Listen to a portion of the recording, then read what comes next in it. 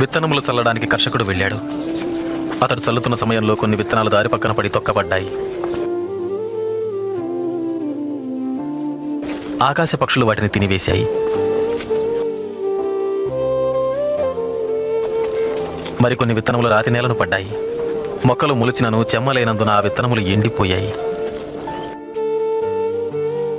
మరికొన్ని విత్తనములు ముళ్ల పొదలలో పడెను. ముళ్ల పొదలు వాటితో మొలిచినందున వాటిని అణచివేశాను. ఇంకొన్ని విత్తనములు మంచి నేలను పడినవి. ఆ విత్తనములు మొలిచి పెరిగి నూరంతలుగా ఫలించెను. విత్తనము దేవుని వాక్యం.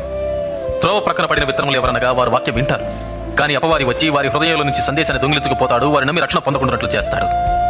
రాతి నేలను పడిన విత్తనములు ఎవరంటే వారు వింటారు, సందేశాన్ని అంగీకరిస్తారు కూడా, కానీ వీరు లేనందున కొంతకాలం మాత్రమే నమ్ముతారు.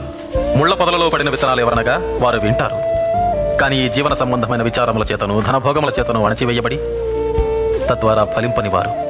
మంచి నేలను పడిన విత్తనాలు ఎవరనగా యోగ్యమైన మంచి మనసుతో వాక్యము విని హృదయములో భద్రపరచి దానిని అవలంబించి ఓపికతో ఫలించువారు.